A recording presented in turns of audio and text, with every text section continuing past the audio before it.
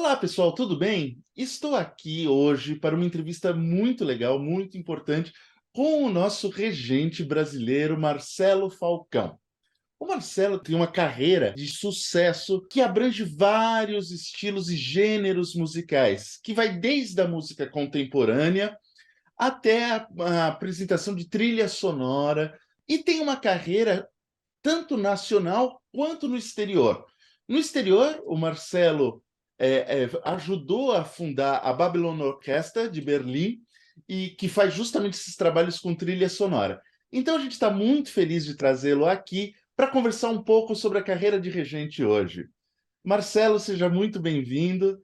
É uma felicidade recebê-lo aqui.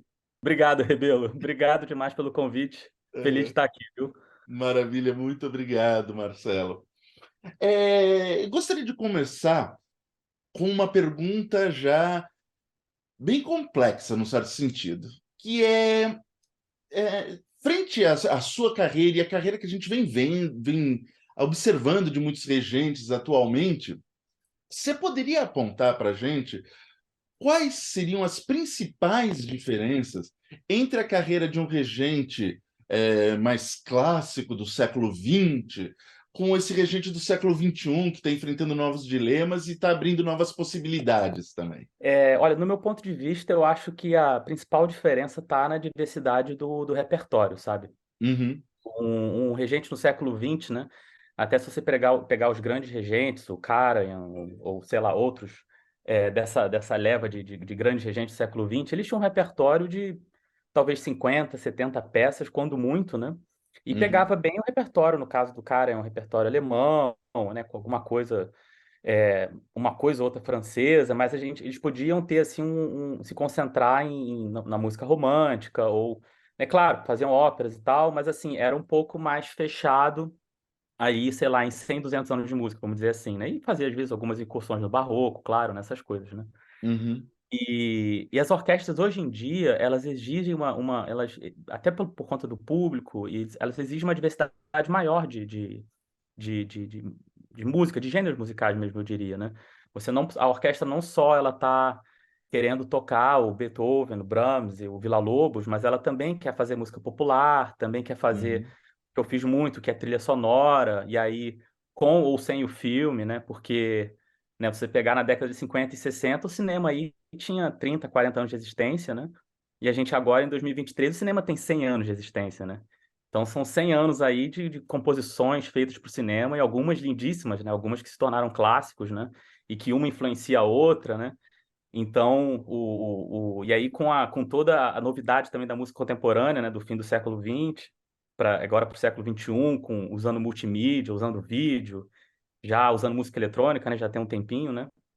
Então, eu diria que o regente atual, assim, ele tem que ter os ouvidos, a mente aberta, obviamente, os ouvidos abertos também a outro tipo de repertório mesmo, assim, né? Que é uma necessidade atual mesmo, eu diria, né?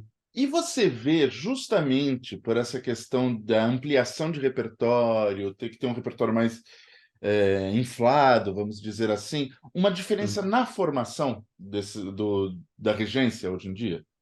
Olha, eu diria, interessante, é bem boa pergunta, né? Porque a minha formação, ela foi meio baseada no século XX, vamos dizer assim, entendeu? Uhum, Eu diria, não sei como é que estão os conservatórios hoje em dia, né? 2020 e pouco, assim, né?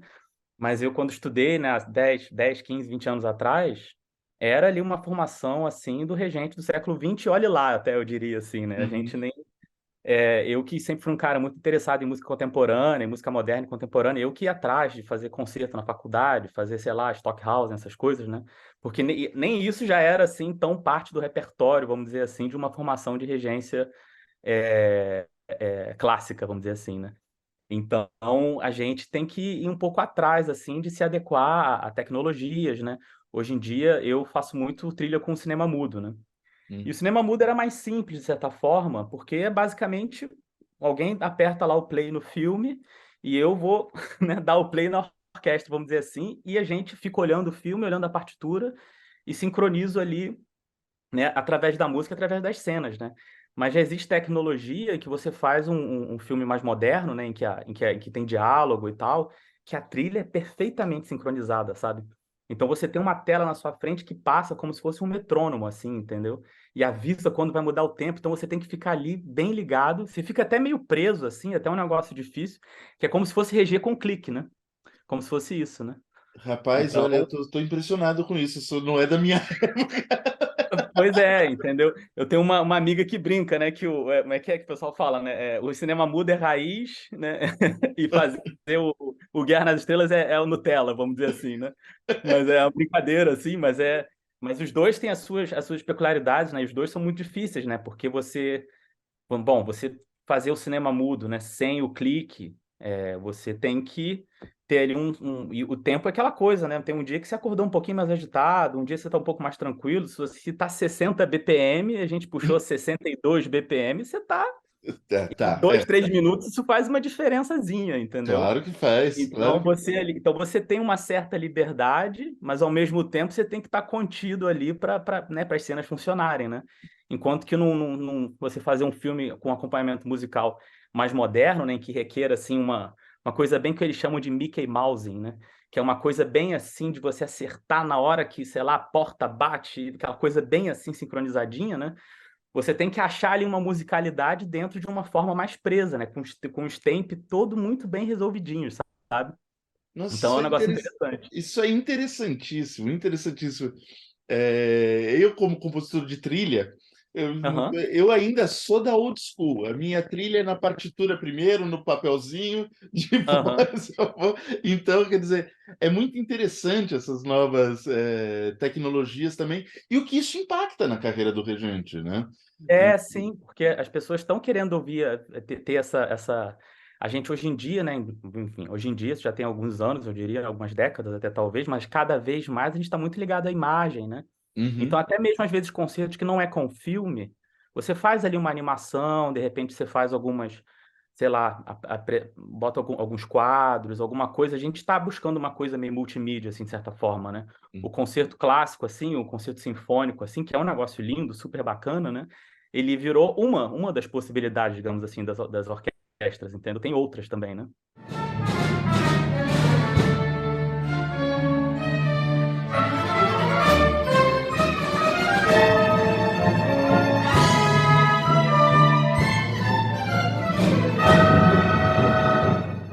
E já que a gente está falando aí da trilha, da coisa, conta um pouco da sua carreira, formação, como se deu até chegar no Babylon e além. Sim. Bom, eu era contrabaixista, né? E tocava jazz, assim, basicamente. Era o cara dos quartetos e tal, tocava lá no Rio de Janeiro e comecei a estudar composição na UFRJ.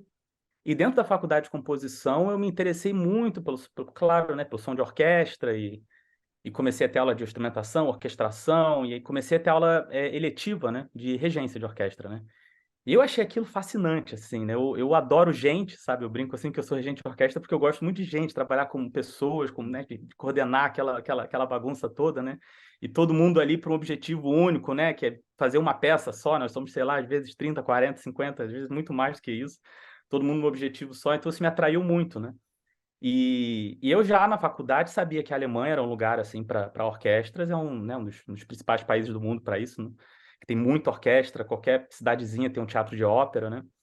E aí, em algum momento eu da faculdade, eu queria trocar para regência, mas já estava pensando em estudar fora. Aí eu, no ano de 2008, eu resolvi interromper a faculdade de composição e vim para a Alemanha, vim para Berlim, onde eu estou agora, né? E vim aqui tentar estudar regência aqui, estudar alemão, enfim. E aí fui fazer aula particular de regência, aí entrei na faculdade aqui, entrei de musicologia na época, História da Arte. Para estudar regência aqui tinha dificuldade, você tem que ser pianista, né? A gente falando sobre formação agora no começo, né?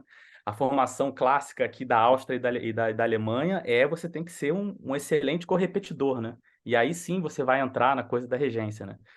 Mas eu vim para cá e comecei a estudar regência com aula particular, fiz algumas masterclasses, aí fiz o meu bacharelado aqui em musicologia, História da Arte. E aí daí que eu comecei a fazer curso de regência, eu fiz uma pós na Suíça em regência de música contemporânea, música moderna e contemporânea, né? Fizemos Boulez, Stockhausen, essas coisas todas. E depois fui fazer meu mestrado no País de Gales, né, no Reino Unido, que era um mestrado um pouco mais tradicional, vamos dizer assim, né? Mas era um tradicional bacana, que lá eu já, né, já apresentei algumas coisas de trilha sonora, já fiz umas músicas contemporâneas, Mas tinha também lá o Sibelius, o Ravel. A minha prova de regência final foi regendo Ravel, né? Então, assim, nesse sentido, uma formação mais tradicional mesmo, né? E de lá eu voltei para São Paulo, quer dizer, cheguei a ficar em Berlim um tempo depois, fui para São Paulo. Aí em São Paulo eu comecei a reger no ateliê contemporâneo do Teatro Municipal, né? Da Escola de Música do Teatro Municipal, que foi bem bacana, fazendo o Pierrot Lunaire em português. E eu, nessa Legal. época, nesse meio desse caminho, eu já estava, assim, aos poucos trabalhando com música para cinema, que em 2018 eu reconstruí a trilha do Nosferatu, né? Do Hum. clássico dos anos 20, o filme alemão, né? E a trilha do Nosferatu, ela foi perdida, né? Só sobraram algumas partes que viraram uma suíte. Então tinha aí 40 minutos de música e o filme tem 90 minutos, então eu peguei e reorganizei essa trilha, né, para caber no filme de 90 minutos, né? Como era, até nos anos 20 era comum você fazer algumas compilações, né, para poder fazer um filme completo. E apresentei em 2018 no Moreira Salles essa reconstrução do Nosferatu e que está editado aqui na Alemanha, tudo, foi super bacana. A recepção de público para concerto com o cinema é um negócio incrível, assim, porque os ingressos estavam esgotados, sabe? Tinha gente do lado de fora, assim, compra 2 ingressos pro Nosferatu, assim, uma coisa assim bem. Foi muito legal, assim, né? E aí, no fim de 2018, início de 2019, aconteceu essa oportunidade de voltar aqui para Berlim para montar uma orquestra dentro de um cinema, que é o Cinema Babylon, né? Que é um cinema bem tradicional na cidade, um cinema que foi fundado em 1929. Ainda tem o fosso de orquestra, apesar dele ter sido reformado e o fosso ter ficado um pouco menor, a gente acaba nem usando o fosso mais hoje em dia, mas ele tinha um fosso, né? Era previsto ter uma orquestra para acompanhar o filme. E a gente já tinha planejado 10 concertos em janeiro de 2019. Esses 10 concertos viraram 50 no ano 2019, quase 50 concertos, foram 48 concertos. E no ano 2020 tinha feito já uns 20 concertos até chegar a pandemia, né? Mas aí agora, aos pouquinhos, estamos voltando, né? Assim, já desde o ano passado. Aí agora tem concerto agora em São Paulo, né? No fim do mês de junho, também com cinema mudo. A gente vai fazer Metrópolis também. Tem data? E tem de 29 de junho a 2 de julho. Aonde? No Teatro São Pedro, com a No Orquestra do Teatro Teatro São São Pedro. Pedro. Isso. Pessoal, presta atenção, entra lá no site do Teatro São Pedro, já compra seus ingressos aí, que É, essa é imperdível. pois é. A gente vai apresentar Metrópolis lá e eu vou apresentar agora no fim do mês na França, o próprio Metrópolis também, né? Que é o mais clássico, assim, dos filmes, assim, de quase 3 horas de duração, uma trilha meio Strauss, assim, né? Com uma trilha original, né? Fazendo a trilha original da época, né? E aí é isso, basicamente é isso. Marcelo, uma coisa que me chama a atenção na sua carreira, para além das questões técnicas e artísticas que você possui muito, é uma certa percepção de mercado mesmo, de regência, da onde estar, de como se posicionar. Isso é uma coisa que eu destaco muito forte naquilo que eu conheço do seu trabalho, como essa percepção mesmo. A gente percebe que esse tipo de percepção e tino não são ensinados em cursos de regência nas universidades e tal. É um ensino basicamente voltado às questões puramente artísticas e que fogem da realidade do mercado. Como você pensa que isso pode ser repensado para Aham. adequar o músico que está se formando à realidade de mercado? É. É uma boa pergunta. Eu lembro que na faculdade, no meu mestrado, a gente teve uma ou duas aulas sobre. Era o músico profissional, né? O nome do seminário. E a gente aprendia a fazer portfólio, né? Tinha que fazer um website, tinha que pensar em alguma coisa de. Na época, a rede social já estava bem forte, mas ainda não é como hoje em dia, né? Que é praticamente indispensável, né? Eu diria. E e é interessante assim a pergunta, porque eu sempre pensei um pouco nisso, mas sem saber muito como isso funcionava, assim, para ser muito honesto, sabe? Né? É claro que eu fui descobrindo, né, por experiência própria, né, até essa coisa do cinema mudo, que é um negócio que as pessoas gostam muito, né? Porque a gente une ali, no caso, por exemplo, do cinema, a gente une dois tipos de público, né? Que é o público de concerto de música clássica com os cinéfilos, né? Que são os caras que vão querer ver o Nosferatu de novo no telão, com a música ao vivo, e não importa se eles já viram aquele filme 10, 15 vezes, eles vão ver de novo, entendeu? Igual o cara que vai a uma ópera, né? Não importa se ele já viu aquela ópera 10 vezes, ele vai querer ver de novo em outro lugar, enfim. Então, isso é uma coisa realmente que eu comecei a perceber, sabe? E eu nunca tive muito medo, assim, porque acho que antigamente tinha um pouco mais esse receio dos regentes ou dos músicos, assim, ficarem marcados. Ah, esse cara faz ópera, esse cara faz trilha sonora, esse cara faz. E hoje em dia, assim, eu diria que todo mundo tem que saber um pouco de tudo. Assim, é claro que você tem a sua especialidade, onde você está mais em casa, né? Eu acho que isso é normal, eu acho que isso é até saudável, assim, né? Mas ao mesmo tempo você tem que, né, pensar um pouco assim, um pouco mais amplo nesse sentido, né? Então, realmente, a coisa do cinema mudo foi algo que eu saquei, assim, que eu falei assim, cara, tem um interesse de público bem legal. É um projeto, eu diria assim, artisticamente falando, super bacana, sabe? Que tem muito a ver comigo como pessoa também. Eu sempre adorei cinema, adorei trilha sonora, entendeu? E você ter a orquestra junto, eu acho que ali é uma mistura, assim, que tem tudo para dar certo e como vem dando, né? É claro que o cinema mudo é uma forma também de entrar no mercado brasileiro, né? Que tem muito pouca gente que faz, no fim das contas, né? Eu conheço regentes que eles falam, detesto fazer isso, ou outros que falam, olha, acho que eu nem consigo, né? Porque você tem que, né, ter um certo sangue frio ali, sabe, né? E você tá um pouco preso, de certa forma, né? Assim, eu tenho muito cuidado com essa palavra porque você acha liberdade dentro de um formato, né? Você também tá Uhum. preso de outras formas, se for só um concerto sinfônico, né? Sim. Então, assim, realmente é um negócio que eu me vi, assim, sendo uma das poucas pessoas fazendo isso, né? No Brasil, principalmente, né? E até no mundo, posso até afirmar, né? Que não tem tanta gente assim que faz, entendeu? Mas tá ficando cada vez mais popular, sim. Marcelo, você está contando para a gente as questões de que um regente tem que saber nos dias de hoje acerca de mercado, de fazer, de montar projetos e tal. Mas também o regente de trilha sonora tem que entender um pouco de mercado de filmes aí, não tem? Para poder apresentar uma obra cinematográfica com trilha sonora? Conta um pouco para a gente. Sim, especialmente a questão no cinema mudo, né? Que são filmes aí que, enfim, já tem 100 anos de existência, né? Muitos desses filmes na época foram perdidos e depois fizeram remontagens, né? Acharam um pedaço aqui, um pedaço lá e refizeram o filme. A trilha sonora muitas vezes também foi perdida ou só tem em partes, né? Como o próprio caso do Nosferatu, né? Que eu contei, que eu remontei o filme. É, Então você tem que saber aonde que você vai achar esse filme, né? Qual é a fundação que tem esse filme. E você muitas vezes tem que pagar um aluguel do filme, né? Porque esse filme ele é remasterizado, passam para DVD, passam para Blu-ray, né? E os direitos, e alguns desses autores, eles ainda não são domínio público, né? Especialmente quando as editoras eles fazem um remaster, né? Do filme, né? Então você tem que pagar os direitos, né? De licenciamento, de exibição do filme, né? Então, a gente tem que conhecer também de projeção, né? Se o filme está em formato DCP, se está em Blu-ray, como é que é o tamanho da tela, né? Tem umas questões aí que a gente vai aprendendo fazendo, assim, um pouco, né? Mas é isso, assim, né? O cinema é mais uma mídia que a gente insere ali, né? No concerto, né? Então, você tem que realmente entender um pouco ali desse universo de direitos também, entendeu? Principalmente, né? Marcelo, a gente está falando bastante dos regentes e conta para a gente um pouquinho do universo do músico de orquestra. Como é que ele lida, então, com a trilha sonora, com a música de concerto? Como é que é isso? Uhum. Pro músico é um negócio muito. A experiência que eu tenho é que eles gostam muito, assim, porque você tem que estar muito preparado e muito de olho no maestro, assim, né? É como se fosse uma apresentação de ópera mesmo, assim. Eles têm que estar prestando muita atenção, né? Porque o andamento muda e, né, é aquilo, né? Às vezes um dia você está um pouquinho mais rápido, outro dia você está um pouquinho mais devagar e você tem que compensar aquilo no meio da cena, então ele fica ali de olho, né?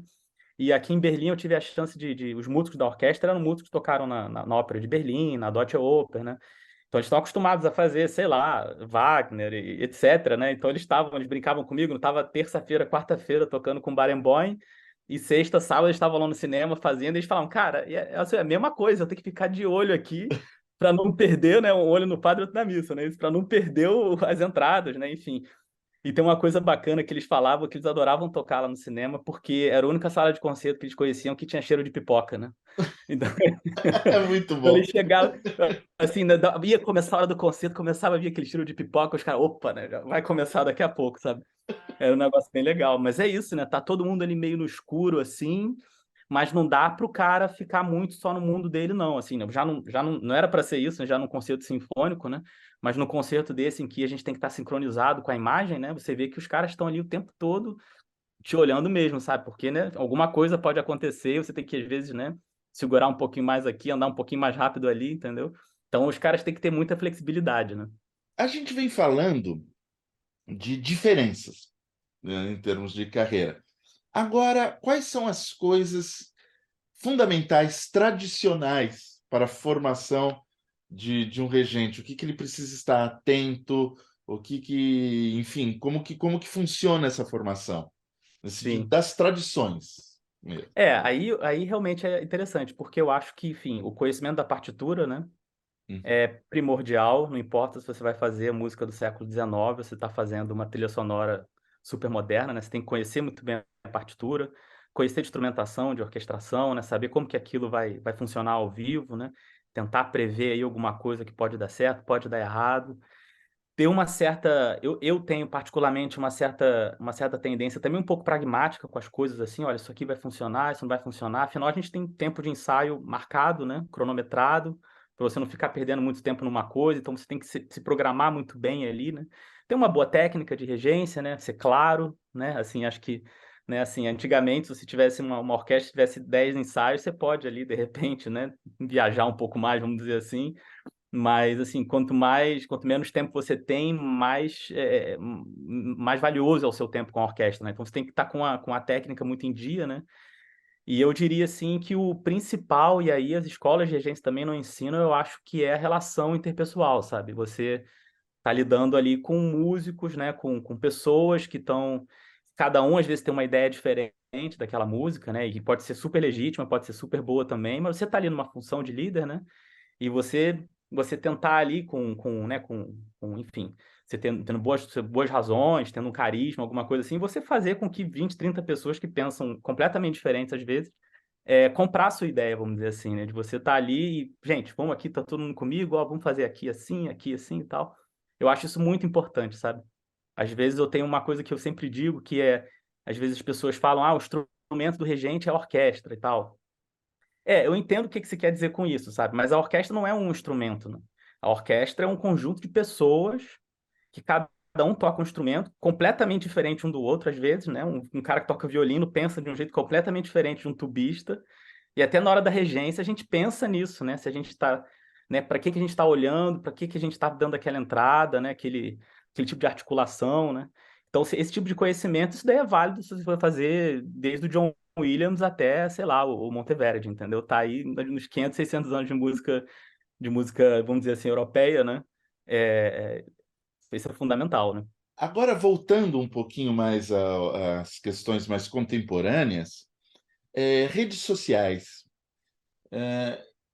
Qual que é o impacto hoje em dia na carreira de um regente das redes? Qual é a importância que existe para divulgação, enfim, também coisas que possam atrapalhar às vezes. Pode falar um pouquinho Uhum. sobre isso? Bom, eu não sei se eu sou, assim, um grande, né, um grande influencer, assim, pelo contrário, assim, eu sou até bastante comedido, eu diria assim. Mas é um pouco o cartão de visita, eu diria assim, de quem você é como profissional, sabe. Então dá para você colocar ali fotos suas regendo, uns trechos de vídeos, né, coisa que antigamente seria muito mais difícil, né, você ter acesso, né. Então é uma forma ali de alguém entrar, já ver um pouco ali da sua carreira e tudo. E é um pouco quem você é como pessoa também, sabe, que eu acho que isso também é importante, entendeu. Então, às vezes você coloca um hobby, você coloca ali, sei lá, que, né, eu brinco assim que: "Putz, gente, eu também vou à praia", entendeu, né, assim, né, não fico só, né, na partitura, no piano, sabe, também vou à praia, também vou à academia, tomo cerveja, entendeu. Então eu acho que o bacana da rede social, a parte positiva, é ver um pouco, assim, a pessoa ali por trás daquela de toda aquela pompa, que até a música clássica acho que até a tendência nossa é a gente se livrar um pouquinho de deixar isso aí um pouquinho para trás, sabe, né, e Sim. ver que músico clássico são pessoas que, enfim, vão também, sei lá, vão em roda de samba, a gente vai em clube de música eletrônica, vai no que você quiser ir, entendeu. E pra você poder mostrar isso um pouco, sabe.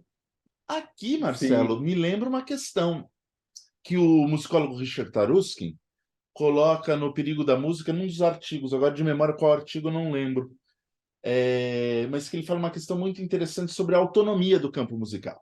Ou Uhum. seja, né, todos esses discursos, enfim, a obra pela obra, a arte pela arte e tal.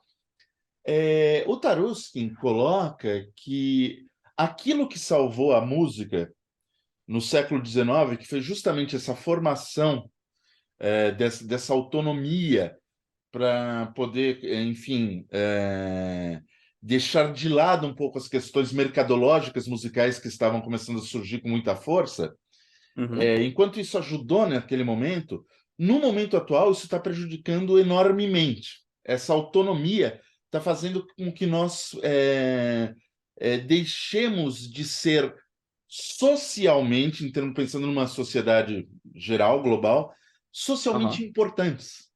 Nós Aham. estamos ficando, num certo sentido, mais ignorados pelo público, dada a essa questão. Você poderia comentar um pouquinho disso, sobre essas questões que a gente precisa romper com esse ciclo Aham. autônomo para a própria sobrevivência? E se você concorda com isso? Sim. É aí até que entra essa questão importante da diversidade de repertório das orquestras, sabe? É claro que elas têm ali uma função também de você apresentar, né, obras que são consagradas e que fazem parte aí do nosso histórico como, sei lá, civilização ocidental, sei lá, como quiser olhar para isso, né? Se apresentar um Shakespeare, é sempre um negócio fascinante, entendeu? Isso, eu acho que isso tem que estar disponível para as pessoas também, sabe?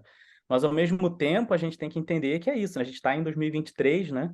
Então, se, as peças que a gente está fazendo, sei lá, do Mozart, etc., tem 250 anos, entendeu? Então, né, 200 anos, sei lá. Então, a gente tem que pensar aí que o ouvido do público, né, e a forma como o público vai a concerto vem mudando ao longo dos anos, né? E a gente está preso, já, o século já até virou, né, o 20 para o 21, né?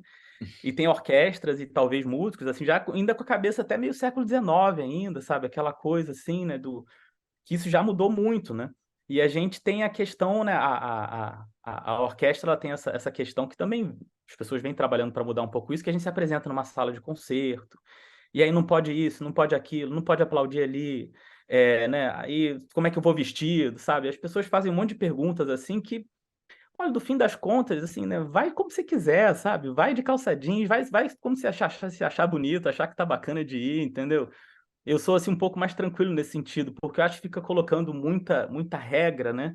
Você vai cada vez mais distanciando cada vez mais a coisa em si, né? Que é a música. No fim das contas, é todo mundo ir ali sentar e ouvir uma música boa, bonita, sei lá, e se emocionar com aquilo, né? Marcelo, para a gente finalizar, a gente vem falando justamente dessas questões que, enfim, o músico tem que achar novas oportunidades, rever repertórios, enfim, ampliar. Uma das coisas que eu penso que é muito marcante dos tempos atuais é um certo retorno de um problema que, curiosamente, o músico do final do século XVIII para o início do XIX enfrentou. Ou seja, o músico do século XVIII tinha as estruturas de trabalho mesmo, as estruturas sociais, é, perfeitamente definidas. O mecenato, a igreja, enfim, uma série de coisas que ele podia trabalhar nas orquestras, como Haydn fez com os Esterházy, enfim. Com a dissolução dessas estruturas no final do século XVIII para início do XIX, esse músico se viu perdido num espaço onde ele precisava achar um novo público. Achar um novo público, inclusive, nesse mundo da burguesia, então, que surgia. Então, esse músico passa a empreender, passa a perceber que é importante tornar para esse novo público justamente importante essa música que ele faz. Primeiro, você pensa que a gente está numa questão assim de semelhança? E se estiver, o que o músico de hoje precisa empreender na sua carreira para que, enfim, ele possa obter uma carreira mais estruturada? Enfim. Aham. Eu acho que pode ser, de certa forma, tem aí uma similaridade, sim, né?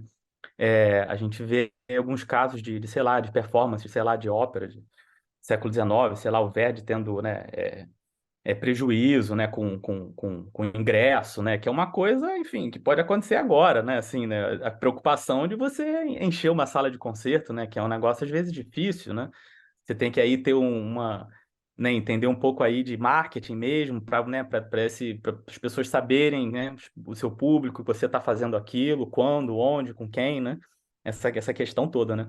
Agora, a questão do empreendedorismo na música de concerto, né, na música clássica, é aquilo, né, que a gente tem um pouco de medo dessa palavra, né?